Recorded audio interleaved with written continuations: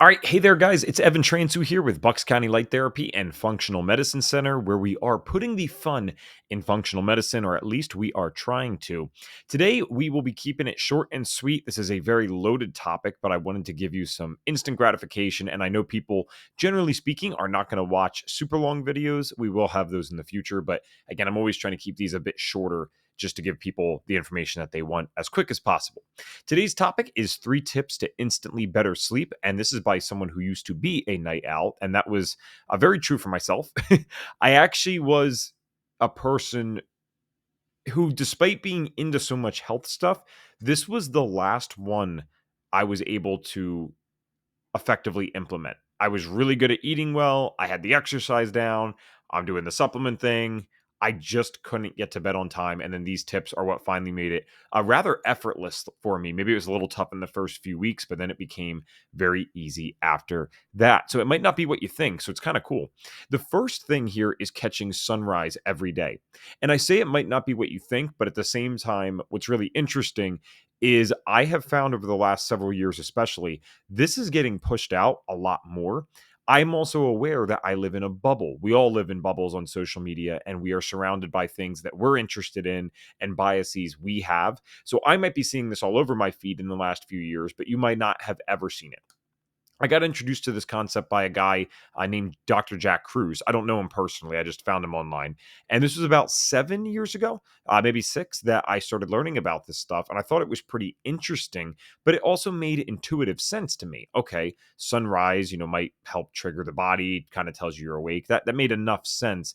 And then I got into the science of it a little bit. So it's, again, a very loaded topic, but here is the basics as much as it can be basic today. You want to catch sunrise because of the triggers it is going to send into your body. So here's how this works.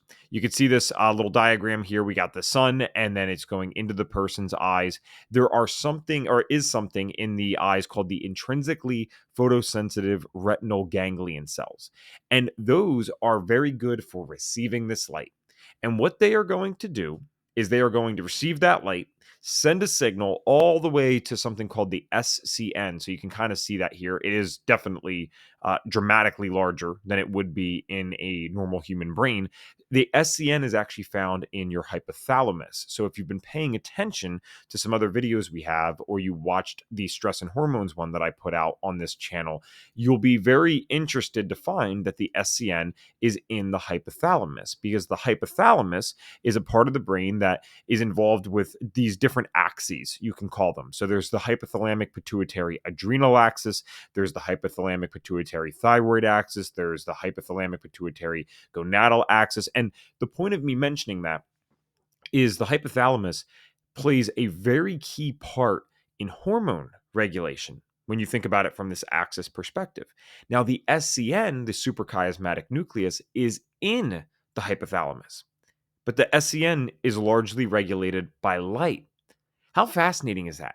We take a bunch of supplements sometimes, or people are on medications for these hormonal or sleep issues, but really it starts with the light. So when you catch sunrise every day, what you're doing is you're triggering through this process that, hey, it's morning. I understand, as my body, if my body was speaking, I understand what time of day it is. It is the morning. And it knows that that means we are going to go to bed at some point during this day. And your body follows a fairly predictable cycle called your circadian rhythm. You've probably heard of that before, but that circadian rhythm needs to be set. How it gets set is by light. Now, at the same time, just because you catch the sunrise every day doesn't mean that automatically you're going to receive all the benefits at night. So we'll touch on that in a second. But for the basics of today, and just to keep this video simple, one thing you can do is start catching sunrise. Usually, people that watch a video like this are saying, well, Ev, I can never get up at that time. I don't want to do that. No problem at all. This is what you're allowed to do. You set an alarm for the time that the sunrise is. You go out during that alarm. Just go out for 20 to 30 minutes, and then you are totally allowed to come back in and resume sleeping and just do your thing. When you do this, it will only take about 2 to 3 weeks tops for even the worst sleep cycle to get regulated. And there's actually studies on this with people who go camping, but that's a separate thing. So I've had clients do this where they're going to bed at 1 in the morning. And I said, well, no problem. You could still sleep in. Just set your alarm for this, get out for the 30 minutes. I know it's not fun, but just try this and see what happens. And all of them regulate their sleep cycles rapidly within a few weeks because of this. Now, at the same time, just because we have the morning light doesn't mean that our body knows to release the melatonin and other things that we created in the morning. So, this is a picture of me wearing some funky glasses, as you can tell. I'm also looking tan. It's because I get out in the sun, right? So, what these glasses do is they allow you to block the same parts of the light spectrum that we were trying to get in the morning so that your body can properly release melatonin. You can almost think of it this way: the morning light is what gives your body the production of melatonin and these other sleep hormones, but it's stuff like blocking blue light that gives your body permission to release the stuff you produced at the appropriate time. So just like you would get out in sun as early as possible and as close to sunrise as possible, you would also wear glasses like these and do these other tricks that we're going to talk about as close to sunset as possible.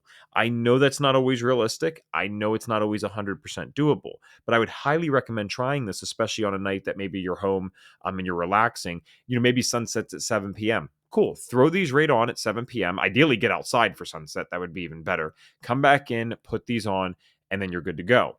Do the blue light blocking glasses need to be red? Yes, they do. There's different types of blue light blocking glasses. The night ones need to be a red or a deep amber. You also need to get the right brand. I'm not affiliated with these brands, but Blue Blocks is pretty good. BLUBLOX.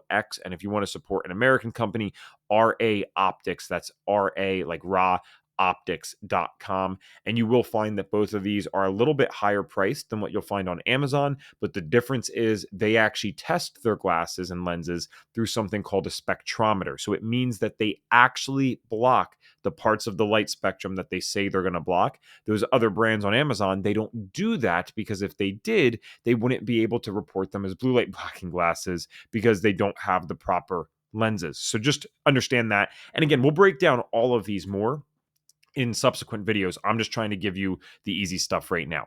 So the final one is an interesting one, and it's actually meal timing. So light is the biggest thing that's been shown to regulate our circadian rhythm in studies. The second biggest thing is meal timing, believe it or not. When we do intermittent fasting or any of these kind of fad things that are going on, and by the way, I'm all for intermittent fasting. I just think it's hilarious that it has a name when it would have been something incredibly natural in the wild. We wouldn't had to have called it intermittent fasting. It would have just been life. That's just how life would have worked at the time, because you wouldn't always have access to food. But when we hear about intermittent fasting, one of the things that's actually a really big misconception, scientifically speaking, is that you should be waiting into the afternoon and evening to eat, and then you start your eating window and you finish right before bed or sometimes later in the night.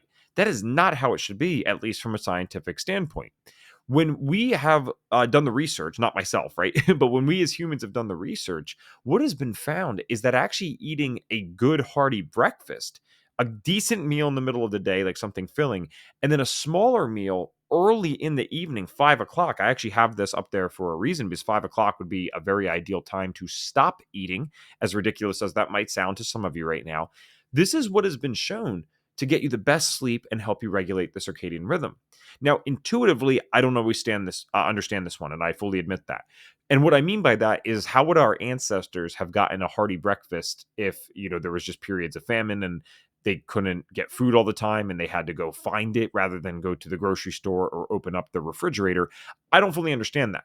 But the science is really clear that when you do have a consistent breakfast, it's actually great for your circadian rhythm. So you're going to want to do that about an hour after waking, or an hour after light is out, assuming that not assuming, but in case you're waking up before sunrise already, then you'd want to do it about an hour after the light is out. So just try this. These are all things to just try. You don't have to do them.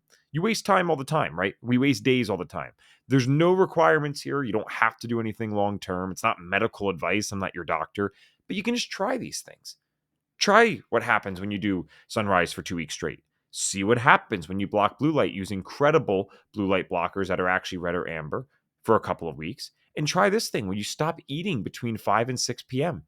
You don't have to do these things permanently. Try them out, see what happens. These are 3 of the best sleep tips that I have, and I will explain these all more in depth in subsequent videos. So make sure you like this video and subscribe if you want further information. Thanks so much.